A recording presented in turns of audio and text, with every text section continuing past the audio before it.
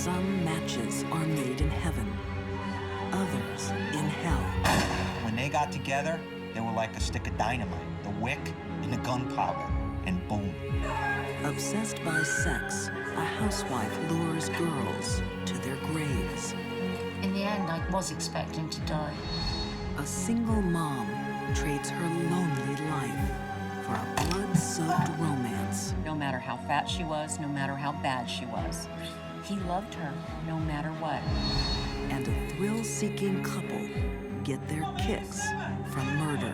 When you look into the eyes of pure evil, you know that if you don't do something to stop it, it could come after you. These deadly women seal their murders with a kiss. They are lethal lovers.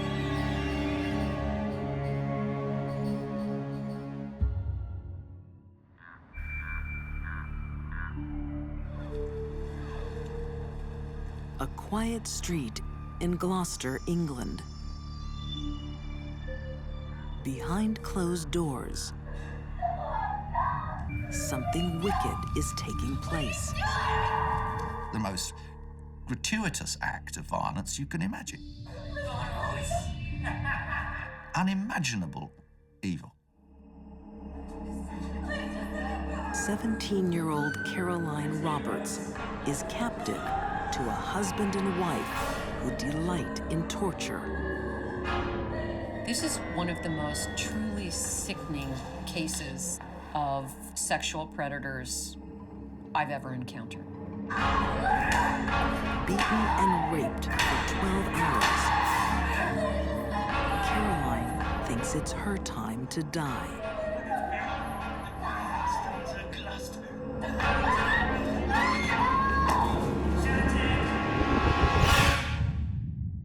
The night that they had me, it was at Rose's hand that I nearly died. She's the one that smothered me. Never be the same once you've been in there and gone through that.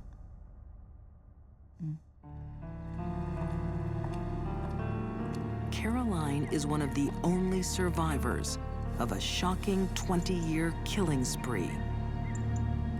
12 young women raped, tortured, mutilated. Most of them buried under a house of horrors. 25 Cromwell Street, the home of Rose and Fred West. The sheer scale of their destruction is almost unimaginable. More than 20 years of sexual abuse and death. It takes your breath away. When biographer Jeffrey Wansell traces the history of the Wests, he finds a lethal love that begins at first sight. Rosemary had been picked up at a bus stop by Frederick West when she was 15 years old. And it was as if it was a magnetic force. One recognised in the other that one was a victim and the other was a manipulator, and vice versa. I think Rose manipulated Fred rather more than Fred later liked to admit. Fred West has been obsessed with sex from an early age. But in Rose, he meets his equal. Rosemary West was abused as a child by her father relentlessly from a very young age, certainly from 9 or so onwards. So she used her sexuality as a means of defense. But at the same time, she came to enjoy the manipulative power it gave her.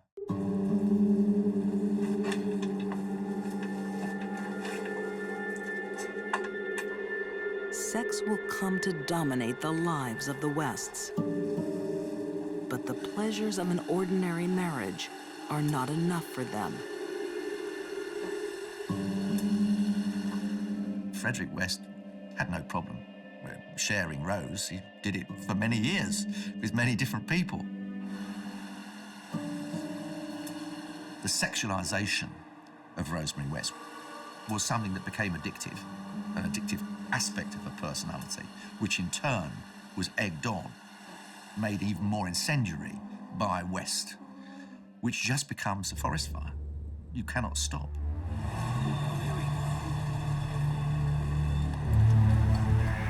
The Wests need a new sexual thrill. They comb the countryside, Who's that up ahead? hunting for hitchhikers, and find Caroline Roberts. Why don't you hop in? We'll give you a lift. Come on, jump in the back.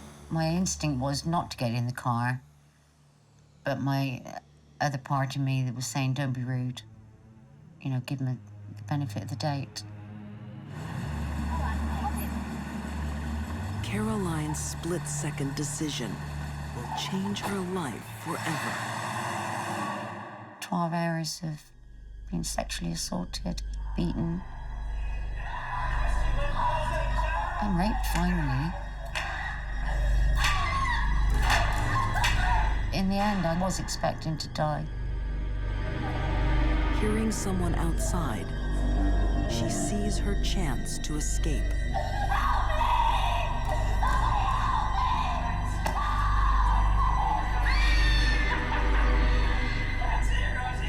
I could feel myself going, and I just thought, let me die. I was being smothered, and I just thought, let me die. But something stops the Wests from killing. Caroline is allowed to leave. I always thought that Caroline was incredibly lucky.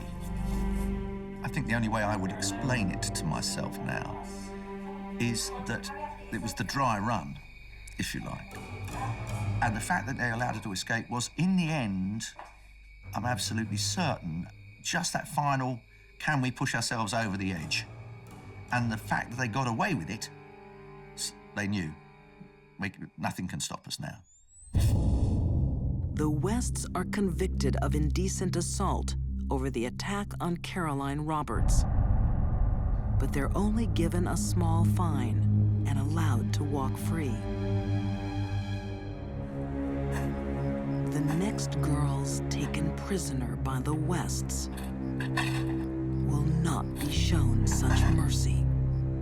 Every time another body was brought up, it just made the guilt I felt for surviving worse every time. I think they probably did a bit more each time, but they had to get rid of the girls because I told.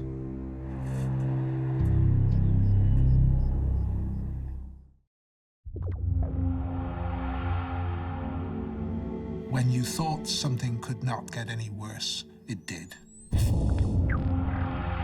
When you thought the horrors that you were going to uncover were as far as they could be, then you were wrong.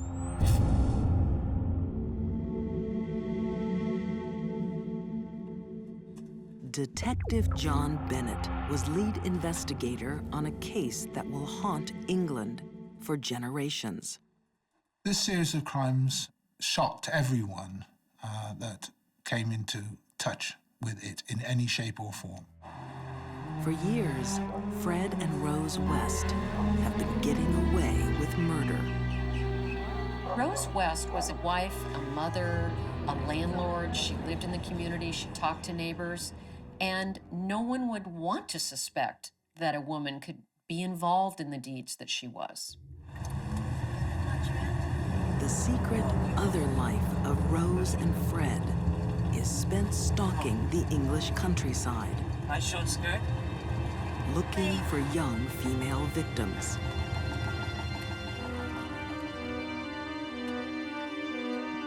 By 1978, 8 of these women will be buried under the West's house. Sadly, my own view is that probably the best thing that ever happened to these young victims was when they breathed their last breath. Before they're killed, the captives of the Wests are sexually tortured for days, even weeks. Frederick West was a genuinely evil man who had no conscience whatever. He simply saw adolescent young girls as prey, rather as a fox would see a hare, and took great delight in seizing them and then toying with them, rather as a cat would with a mouse. Fred's sadistic desires are only eclipsed by his wife's. Rosemary West would be involved in sexual activity day in, day out, non-stop, in every sort of depraved form that you could imagine. But Frederick West would like to think he was of that ilk, but he wasn't. Eventually, she became more insatiable than he was, and certainly more violent than he was. The argument that Fred was the spark that set her off, otherwise she'd just have remained plain old Rosemary Letts, has never washed with me. I believe that in that communal garden, blousy woman lurks someone truly horrible. Rose and Fred will even kill their own flesh and blood. 1987. Daughter Heather is caught telling some of her parents' secrets. You have had your last warning. I didn't tell anything. I didn't tell anything. I promise. No one was safe around them, including their own children. Just like the 11 women who have gone before her, Heather will be killed.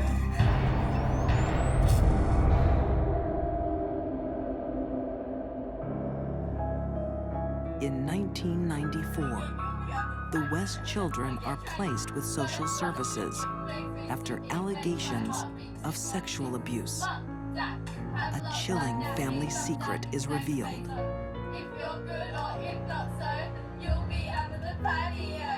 The young children who'd been taken away started to tell the family joke about where's Heather to the people who were looking after. Where's Heather? And, oh, well, she's in the garden. She's either 2 down or 3 across, under the pavings, which were all square pavings like a crossroad. When police dig at the West's house, they're sickened by what they find. Mutilated skeletons with missing bones. Where were the kneecaps? Where were the finger bones? Where were the little bits of the toes? And I've always been certain that Fred extracted them while the victims were alive to make them immobile. You keep them in the cellar, you tie them up, but you also make sure they can't actually walk away.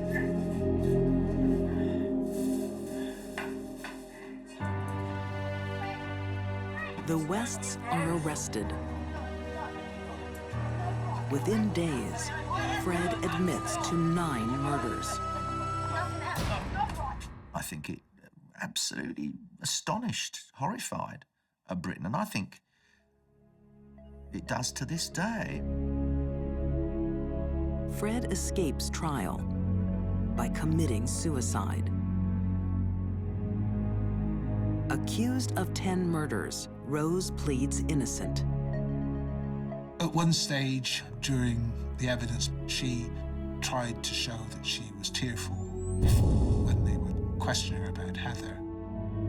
Those that were sitting at a distance may have thought there were tears there. I was sat within 3 to 4 feet from her and looking at her at the time from the side.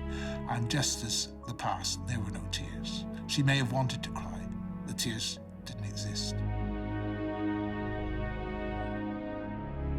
Almost 25 years since she escaped the Wests, Caroline Roberts watches as Rose is sentenced to life in prison. I don't think she should ever be set free again because she lured a lot of those young girls to their deaths. And I think for some of them it was most probably a blessed ending for them from what they'd been through, if my experience was anything to go by.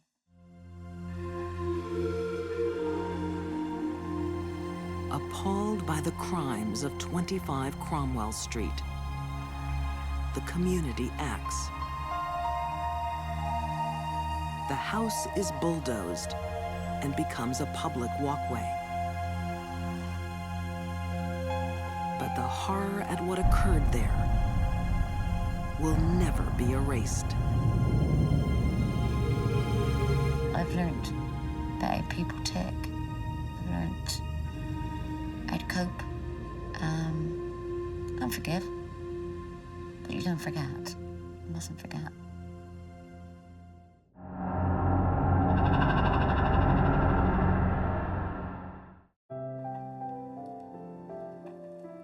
A lonely night. An impulsive decision. She wanted a man in her life. She wanted to love somebody. She wanted someone to love her. But this search for love will lead down a dark road. When two people come together, you don't know what's going to happen. Lust. Voodoo. Murder. Martha Beck's lonely life will never be the same. No matter how fat she was, no matter how bad she was. He loved her, no matter what. Is everything okay? I see you're not drinking or wine. Pensacola, Florida, 1947. Just watching my weight a little bit. Why? You're perfect. Martha Beck is on a first date with a man she met through a Lonely Hearts Club, Ray Fernandez. You're so beautiful. Thanks. Most men don't like larger women. He was a very smooth-talking man, very polished, quite gentlemanly, seemed to be quite a worldly fellow. She fell for him very quickly. She wanted to have a relationship with him. She didn't know who he really was. According to writer Scott Christensen, Ray Fernandez wasn't looking for love. Ray was after the money. He was after the gold. That's what he desired. Well, Raymond Fernandez is not a rich man. Fernandez is a con man who preys on lonely hearts like Martha Beck. She was a mark for him. She was prey. She was somebody to try to take advantage of. And when he saw that she didn't really have a lot of money, he wasn't as interested as he otherwise might have been. But he doesn't count on the determination of this divorced mother of two. Martha wants so deeply to be loved by Ray Fernandez, she will sacrifice everything. She is so committed to this romantic illusion of who he is and what their relationship can be that she agrees to abandon her children. For Todd Robinson, director of a Hollywood film about Martha Beck, this is the first sign that she is becoming obsessed. And one day she marches her two kids down to a Salvation Army, parks them on the steps, and never sees them again, which is almost a pathological commitment to this man whom she barely knows. Martha, I think you should take a seat. To Ray Fernandez, this unthinkable act is a touching sign of devotion. Martha, there's something I gotta tell you. Something interesting happens. He somehow embraces the notion that she really cares about him, that she is really supportive. And at some point, in a rather short duration of time, he decides to put his cards on the table. I'm a liar, and I'm a cheat. My feelings for you are genuine. You're the only one I love. And all those girls. Ray tells Martha he makes a living by seducing single women and cheating them of their savings. I could always use a partner in crime. And she says, well, that's a good idea. I can be your sister, and we can just do it together. It's a brilliant idea. Really? When Beck became aware that Fernandez was conning women out of their money, it didn't repel her. It bonded her to him. She liked the idea of taking advantage of women. She didn't like women. She was angry at them. This afforded her an opportunity to get even with all the slender women that got the guys. Joining forces, the lethal lovers hone in on a lonely heart. Yep, she's a beauty. 66-year-old Janet Fay obviously was much older, looks like an old lady, but obviously the degree of property she had, or the degree of money she had, was the lure. And he thought that they could do a rich picking here, which would last them quite a while. You are looking beautiful. Thank you. While Ray courts his latest mark, Are you trying to get me drunk? I do believe I am. Martha pretends to be his sister. To us. A woman your age probably shouldn't drink so much. Do not concern yourself, my dear. I am in perfect control of my drinking and my eating. But she is burning with jealousy. We are. Cheers. On a number of occasions, she was no longer able to conceal it. Is the food to your liking? Oh, it is fabulous. Good. The meat's a bit. And it led to explosive results. That is a beautiful wine. A woman of your age shouldn't be drinking so much. Long Island, New York, 1947. Control of my drinking. A pair of lethal lovers are at work on their latest victim. Toast again. They were a strange couple. Certainly these other women must have found it strange that as they were being courted by Ray, his sister was often on the scene. But Martha Beck is not Ray's sister. She is his lover, and the only woman who knows the real Ray Fernandez. You know what? I could be myself.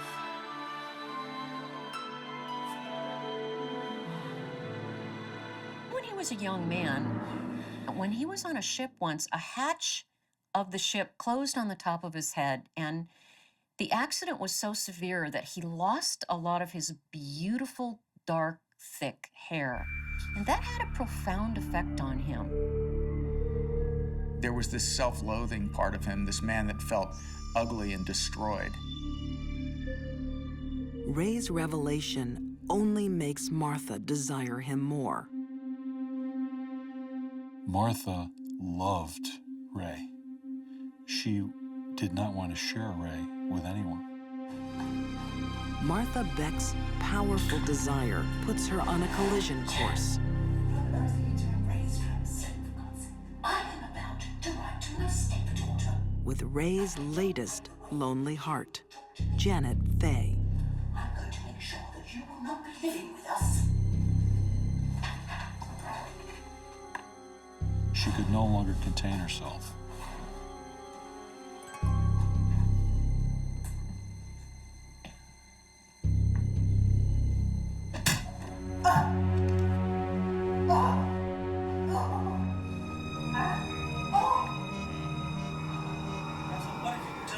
She was bleeding profusely. It was a head wound, but she wasn't dead.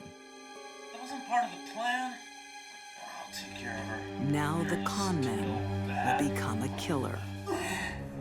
So Ray ultimately strangled her to death. And in the process, even her dentures popped out.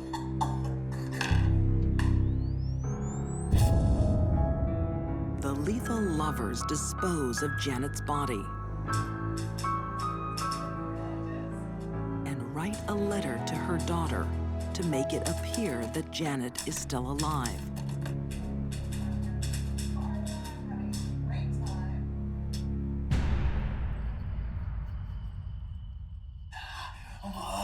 High on the thrill of killing, Ray shares a new secret with Martha. Voodoo. Fernandez was sort of seduced by the dark side, almost the Hollywood side of voodoo. And over time, he began to think that he could actually seduce women, make love to women, as he characterized it, from great distances. Ray believes voodoo helps him select vulnerable women who will be easily charmed. Women like single mother Delphine Downing, Ray and Martha's next victim. Delphine believed that she finally had found a husband, she had found a father for her young child, her life problems were solved, she would live happily ever after. She didn't know what she was in for. She didn't know what her child was in for.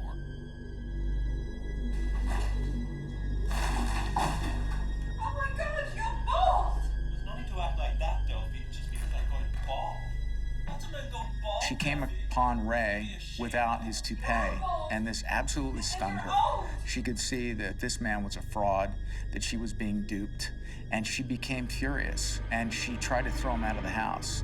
You're an imposter, and I want you and your sister out of my house. Delphine's reaction strikes at the core of Ray's insecurity. This is my house. I'll speak to you. Ray Out of my way. discovered a gun that was in the house. He put it to her head, and he pulled the trigger. Move out of my way. But now, they have a dilemma. They had removed Delphine, but they still had Raynell, the child, to deal with. The motherless child. I'll take care of her. You bury her in peace. And it was at that point that Martha took the child to the basement and drowned her in a tub. Martha became so evil through her relationship with Fernandez, she actually killed the little toddler child of one of her victims. Completely heartless. Martha and Ray's love spawned a callous killing spree. But the police are closing in, alerted by a suspicious letter to Janet Faye's daughter. Ray and Martha actually continued writing letters back to create the illusion that she was alive, but they made a mistake. They were typing these on a typewriter, and Mrs. Faye didn't know how to type. When the police came in, the first thing was not after Delphine. They came in to say, have you heard of Janet Faye? And it was only then that they said, we're going to search this place. And they went down in the cellar when they went through the building, and they saw wet cement. So they knew that something had been buried there. Beneath the cement, the bodies of Delphine Downing and her daughter, Raynell. Janet Faye's body is found in another house on Long Island. After a salacious trial that lasted 44 days, Fernandez and Beck were ultimately convicted of capital murder in the first degree. Even under the weight of a death sentence, their love lives on. They continued to have a very tumultuous relationship even after their conviction in the death house, sending letters back and forth, expressing jealousy and being angry at one another and then making up, and in the end, ultimately expressing love for one another. Martha Beck's desire for Ray Fernandez had taken away her children, her compassion, and her liberty. Now, in the infamous Sing Sing death house, it would finally take her life. Martha's execution was one of the most horrific in the history of the death house. It took 4 applications of electricity to finally kill her. She struggled a great deal before she ultimately was pronounced dead.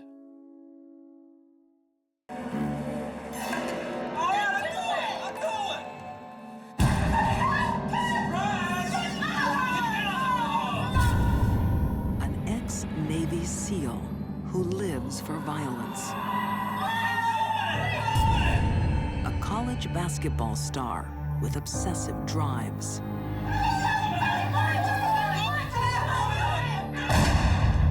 Two lethal lovers pushing each other to kill. A lot of officers were damaged by this case. How do you wrap your mind around something that's so evil? This wasn't simply a murder, one-time thing. They were on a killing spree. Erika and BJ were natural-born killers.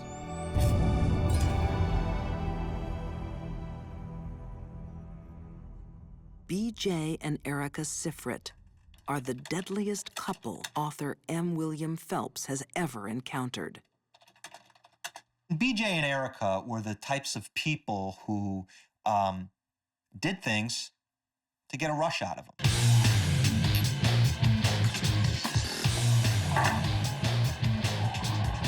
A volatile bond forms the moment they meet. You reckon you can handle more? I can handle more. Both like to take things to extremes. A relationship begins where all that matters is the thrill. The normal life of a white picket fence and a dog and a boat and maybe a couple of kids wasn't going to cut it for them. It wasn't enough for them. They needed more. Erika has always had a problem with knowing when to stop. Whatever she does to excess. One of Erika's passions as she grew up was basketball. She practiced, obsessively practiced. Yes. Erika has an obsessive nature. It is within her to repeat thoughts and behaviors over and over and over, even if they're self-destructive. You got your eyes shut, baby? Here I come. Happy birthday. Now she's obsessed with a very dangerous man. Some of BJ's passions were Hitler, snakes, guns, violence, Marxism, anything really that had to do with negative things about life, BJ really grasped onto. Thank you so much. BJ also harbors a powerful desire to murder. His new wife, Erika, will bring his violent dreams to life. Erika and BJ alone probably wouldn't have got into much trouble if they never met. But when they got together, they were like a stick of dynamite, the wick and the gunpowder, and boom. It's a combination set to explode in violence on Memorial Day weekend, 2004, in Ocean City, Maryland. Memorial Day weekend is one of the biggest weekends for couples. A lot of couples like to come down and enjoy and relax. The sun is out. Oh, we were to Atlantis on a checkup. Detective Brett Case believes that when the Sifrits came to Ocean City, it wasn't to unwind. I think that murder was in their mind. I think it had been in their mind for some time. And I think the opportunity arose that first night. After midnight, Erika and BJ set a trap for a couple they've just met. Martha Crutchley and Joshua Ford accept an invitation back to the Sifrits' apartment. It's the moment Erika and BJ have been waiting for. Tonight, they'll get their chance to be thrill killers. The most common trait possessed by thrill killers is that they are sociopaths or psychopaths that don't feel guilt about what they do. Cheers, man. Cheers. I gotta say, I think you have some good ideas, you know? Come on, man. I think you're just messing with us. You don't really believe what you're saying. This late-night party is about to take a terrifying turn. Where's my bag? Maybe you left it at the bar. Let me see your bag. And then all of a sudden, Erika freaks out. Who took my stuff? Erika starts to create fear by pretending her purse is missing. Her husband ups the ante. BJ gets a gun, and he starts waving it around. Where did you put my bag? Give it Wait a to minute, me. you ain't going anywhere. Get against the wall. Get against the wall now. Do it! Move your ass against the wall now! I want him to shoot you. Do what they say. Just do what they say. Okay, we're here. And he says to Martha and Joshua, take off your clothes. Strip down. All right. Oh, Lily's scared. Get your shirt off. Hurry up. Off. You are taking too long. Just get your ass in the bathroom now.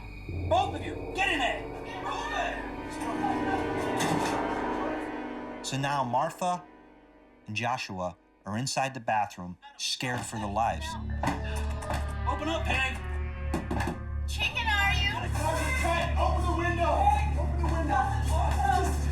Just leave us alone! Yeah, I would think terror would be... That word probably wouldn't describe it. It would be pale in comparison to what they felt. Erika and BJ are beginning to feel the thrill they crave. But simply scaring someone isn't enough. And I think at some point there was a discussion, what do we do now? Well, we've gone this far, so let's continue and go all the way. And that decision comes from her. All right, I'm going.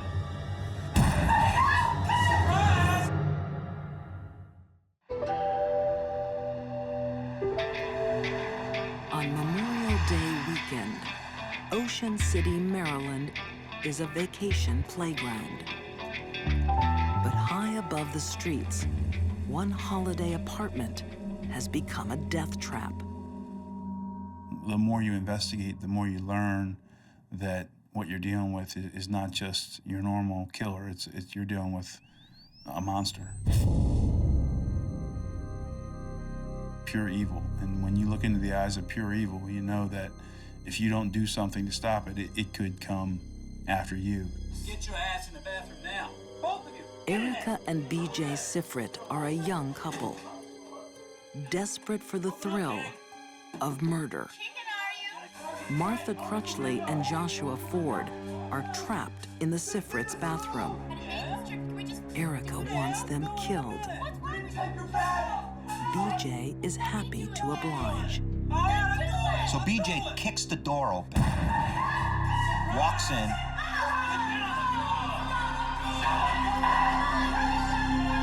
and shoots Joshua. And Martha is curled up underneath the vanity at this point, scared for her life. She's just seen her lover, the man she has been living with, the man whom she hopes to marry, killed right in front of her. For Martha, it had to have been tenfold because she had to have witnessed Joshua be killed first and know what was coming. I don't think you can put into words what that fear would be like. Martha pleads for mercy. But these lethal lovers don't know when to stop. It's Erika's turn to go on the attack with a knife. BJ encouraged Erika to cut Martha because he wanted Erika to have blood on her hands, literally and figuratively. This meant that she was equally responsible in the murder. For a couple who lived for the thrill, murder became the ultimate rush. I suppose some other couples might go parachuting or water skiing or mountain climbing, and these two, they chose to kill. But killing is not enough. BJ has already made the decision that in order to get the bodies out of the condo unit, they need to be dismembered. But that's not why he does this. He does this because part of him, I believe, he enjoyed it. BJ had a wild, violent streak that was fed and nurtured and cared for by Erika. I think he wanted to show off to her. He wanted to show Erika how tough he was. Erika watches as BJ carves the bodies into 12 pieces. But even she is shocked by what he does next. At one point, BJ, according to Erika, chops a leg off, cracks the leg in half, and he says to Erika, "Go heat up some water downstairs. I want to eat this."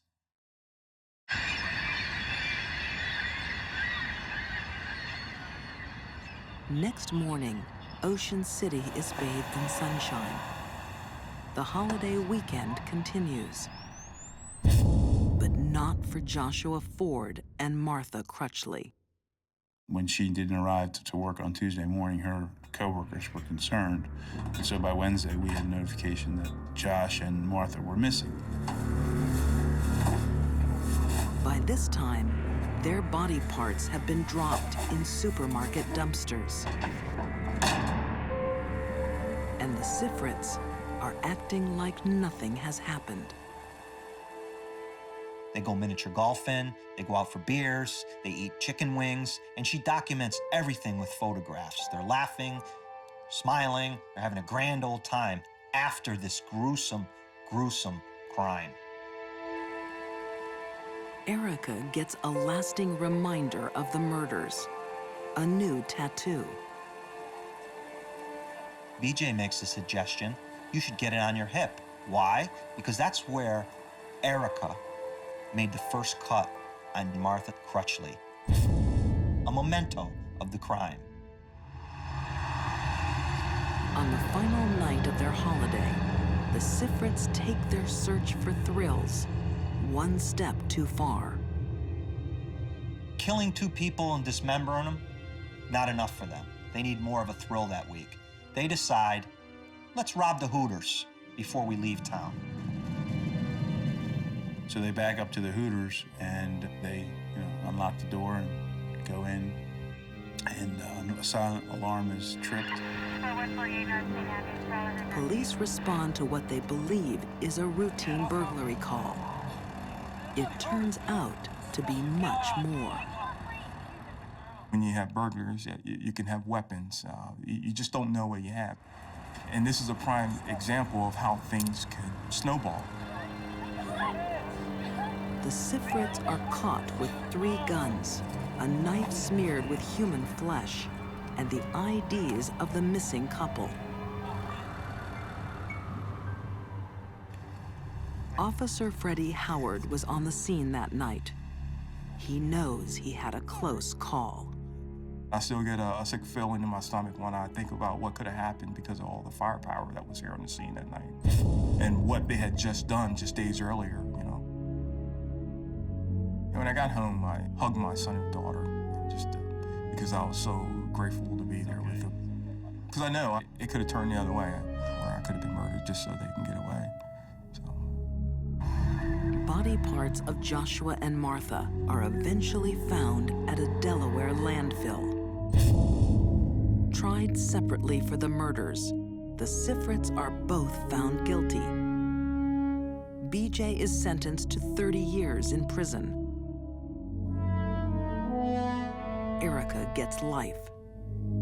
I can see in a lot of crimes, why I don't agree with it, but I can see why someone would commit the crime. In this case, there is no reason other than for their own personal thrill, and the fact that there is absolutely no remorse solidifies my belief that it was just for thrill.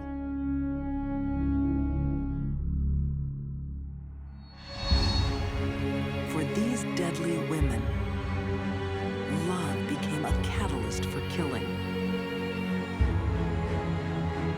Rose West's depraved union claimed 12 women's lives. Martha Beck lashed out at lonely hearts like herself. And Erika Sifrit's search for a thrill became a homicidal spree. When love entered their lives, others paid with their own. Murder played matchmaker for these lethal lovers.